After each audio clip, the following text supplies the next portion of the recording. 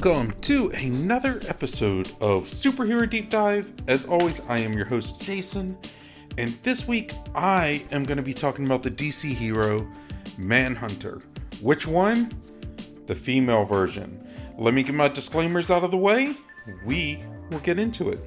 So, the information is pulled from different sources across the internet and may or may not be completely complete, but they do give a really good insight on the current superhero. You can catch me every Tuesday and Thursday throughout the day on Outworld Fleet Radio. Their website is outworldfleetradio.online. You can catch me on X and Instagram under Super Deep Dive. My DMs are always open. You can catch me on TikTok under Superhero Deep Dive, where I post superhero memes daily. And you can also email me directly if you have any questions, comments, critiques, requests for future episodes, things you'd rather, like treatments for the character you'd rather see, stuff like that. You can email me at b4itall, so b4itall at yahoo.com. And you can also catch me on YouTube under Superhero Deep Dive. YouTube is the absolute best place to get me. I love having the community there. If you have any, like I said, comment, like, subscribe, share, all that good stuff. But like I said before, if you have any questions, comments, critiques, fun facts I may have missed, things you would do to the character, castings, requests for future episodes, anything like that, let me know. I love having it on on YouTube. All I ask is you be respectful. But this way people can kind of shoot ideas off each other and it's a lot of fun. Alright, so superhero fun fact. In 1940, All-Star Comics number 3 introduced the Justice Society of America as one of the earliest examples of a superhero team, and the first for all-American publications, which would eventually merge with several other companies to form DC Comics. So there's that. Why did I do that? Why did I say something about Justice Society of America? Because Manhunter was once a part of it. Now, her real name is Kate Spencer. Kate Spencer is a federal prosecutor who grows increasingly tired of seeing guilty criminals evade punishment. Copperhead, a supervillain on trial for multiple murders and cannibalism, avoids a death sentence and escapes from custody after taking care of 2 guards. An angry Kate takes matters into her own hands and steals equipment from an evidence room and takes care of Copperhead. Calling herself Manhunter, Kate blackmails a former weapons manufacturer for numerous villains named Dylan Battles, who is in the Witness Protection Program, into building, maintaining, and upgrading her armor, weapons, and gadgets. In addition to the legal proceedings and fighting crime, Kate's life includes awkward relationships with her 6-year-old son Ramsey and novelist ex-husband. Kate's secret life as Manhunter cuts into her career and family life, but her co-counsel Damon Matthews covers for her. Kate's father, Walter Pratt, spent some time in prison for taking care of her mother, and she comes to believe that her grandfather is superhero Al Pratt, who was the original Atom, a member of the Justice Society of America. Through her friendship with Department of Extra Normal Operations Agent Cameron Chase, Kate works for the DEO under the direction of Mr. Bones. During the Infinite Crisis, Oracle calls Kate along with a number of low-powered heroes to join the Battle of Metropolis, and she was invited to join the Birds of Prey after a founding member, Black Canary, left to join the Justice League. The June 2006 issue of Manhunter revealed that Kate's true grandfather was not the original Atom, but actually Iron Monroe, and that her grandmother was Sandra Knight, who was Phantom Lady. When Monroe was apparently unwilling to deal with his girlfriend's pregnancy, she was taken by Pratt to a home for unwed mothers, and Pratt was mistakenly listed as the father on Walter Pratt's birth certificate. This makes her a second cousin once removed to Jack Knight, as Phantom Lady pointed out in the issue. I never understood all that, like, you're my first cousin, you're my second cousin twice removed, and all that stuff. I don't know. I don't get it. I have cousins, And some of my cousins have kids, so I'm just like, yeah, it's like second cousins. I really don't know. All right. Let's see here.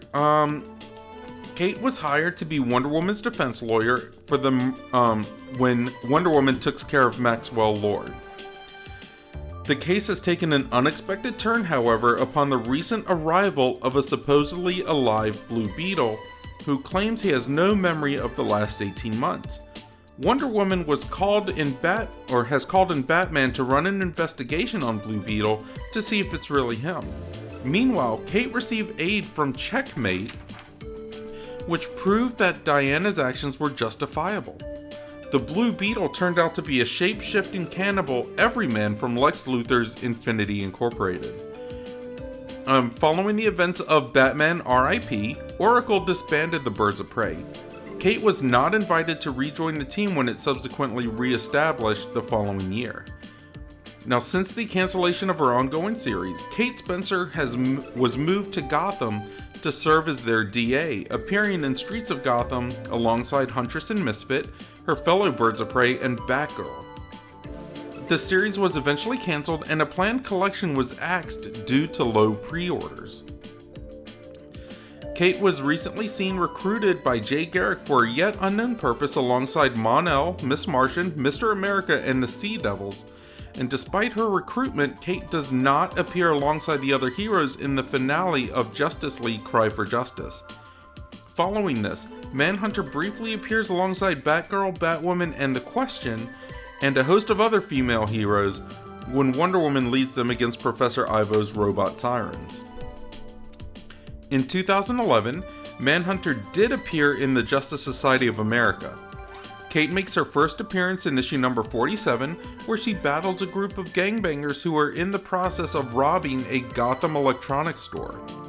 After defeating the thugs, Kate sees a news report from the recently destroyed city of Monument Point, where Jay Garrick is shown telling reporters about the crime wave sweeping the remains of the city. Upon hearing about how there are not enough heroes and police officers to stem the tide of criminal activity, Kate is shown grinning as if the statement has given her an idea. Shortly after this, Kate appears in Monument Point during a massive battle between the Justice Society and a villain named Dr. Chaos. She is shown leading a large team of superheroes including the JSA All-Stars, Jessie Quick, Liberty Bell, and a new heroine resembling the Blue Beetle. After Chaos is defeated, Kate and the other heroes choose to stay in Monument Point and join the JSA. Kate Spencer also made her return in Green Arrow, where she is currently acting as Oliver Queen's attorney. So, there's, I see a lot of potential with this character. I just don't see a lot of things being done. And it looks like when they did do stuff, things got canceled. I don't know if it was maybe bad writing or what. But let's go into her powers. But in the meantime, let me know what you think. You can always email me directly at b4itall, so b4itall at yahoo.com. You can catch me on X and Instagram under Super Deep Dive. You can catch me on TikTok and YouTube under Superhero Deep Dive. And I would love it if you comment, like, subscribe, shared it, and hit the notification bells, whatever you need to do. I would appreciate all the support I can get. Now, powers. When Kate pursues Copperhead, she sneaks into an evidence room to steal some items she can use against him. Manhunter number 15 tells the origin of each of the 3 items she takes.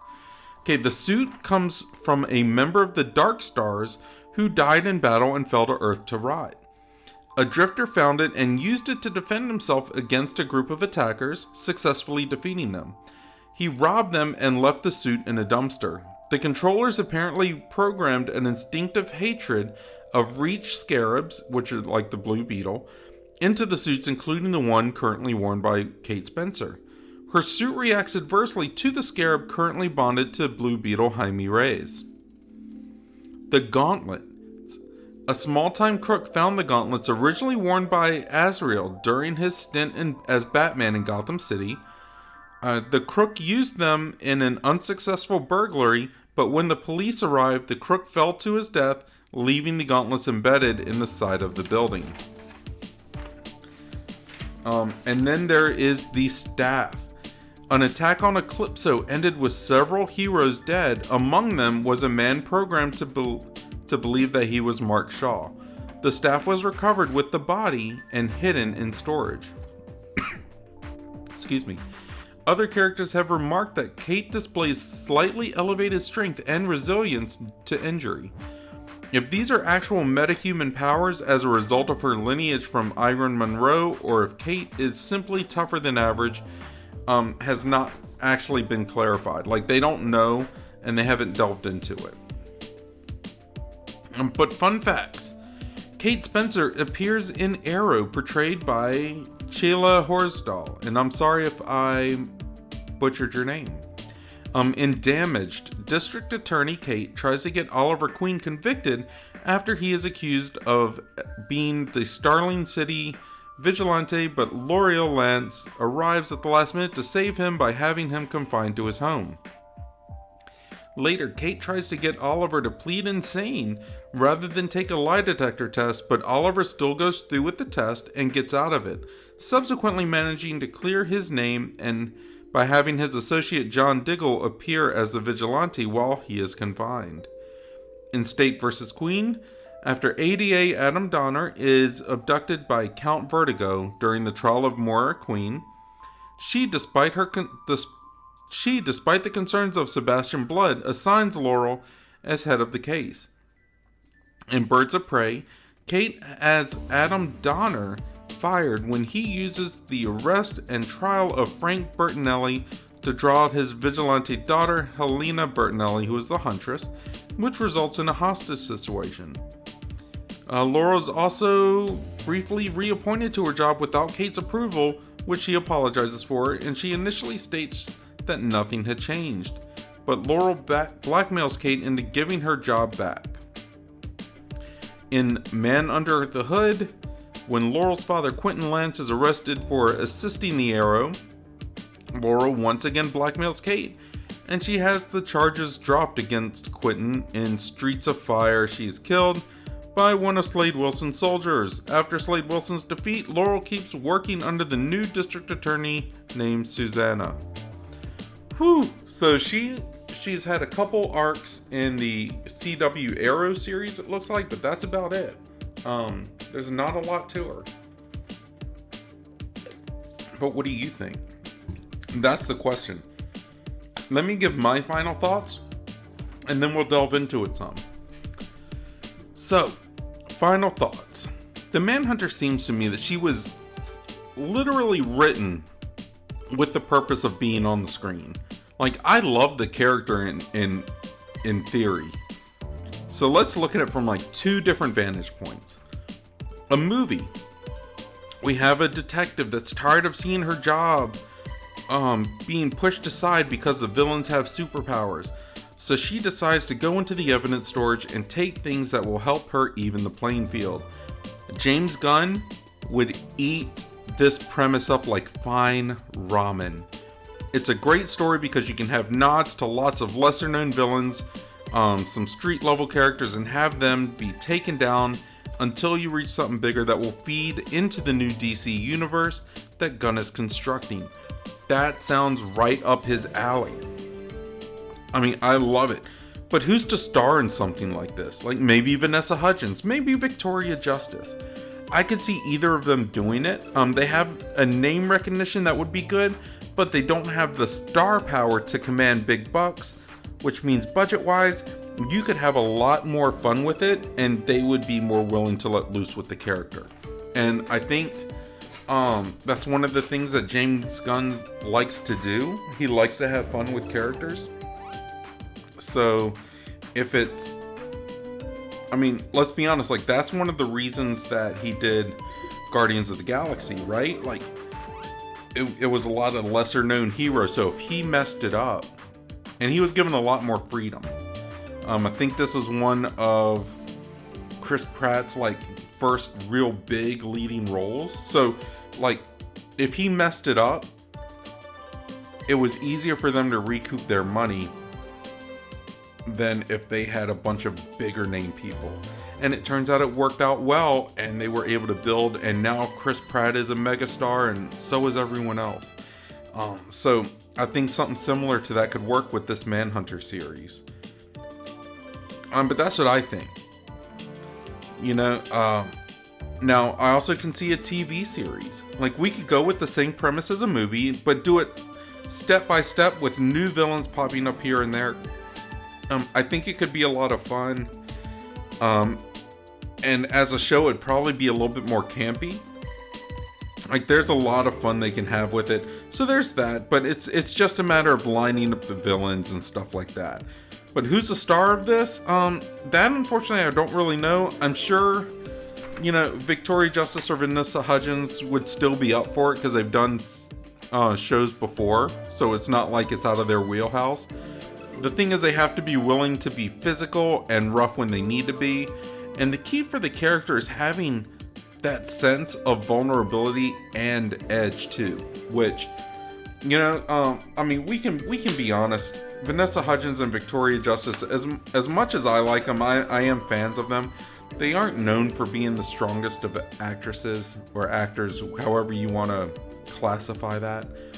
But at the end of the day, they have a lot of fun with their roles and they give it their all.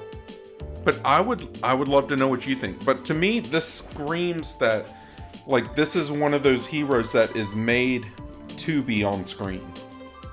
And that's just my opinion. I think that it could be a lot more believable, and we could have, we could go with that. But I wanna hand it over to you guys. I want to know what you think. Who would you cast if you like my idea? Who would you cast? Because that was one that I was having a hard time with. I would want someone that wouldn't be too old, but that could also play, a cop, district attorney, whatever the role calls for, and still be in good shape. Detective, stuff that they can actually do, and they got to be able to do it. But let me know. Like I said, you can email me directly at b4itall, so b4itall at yahoo.com. You can catch me on X and Instagram under Super Deep Dive. You can catch me on TikTok under Superhero Deep Dive, and I am also on YouTube under Superhero Deep Dive.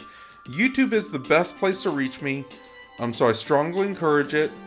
Please like, comment, subscribe, all that good stuff. I post superhero memes daily. I post weekly meme reviews every Saturday. And I post the deep dive, of course, every Tuesday. So I've constantly got things going with it. And I love the interaction with everyone. But I think that's going to do it for me this week. I hope everyone is blessed. I hope everyone is happy. I hope everyone is safe. And I hope everyone is smart. But if you're not smart, don't get caught. Alright guys, I will see you later. Bye-bye.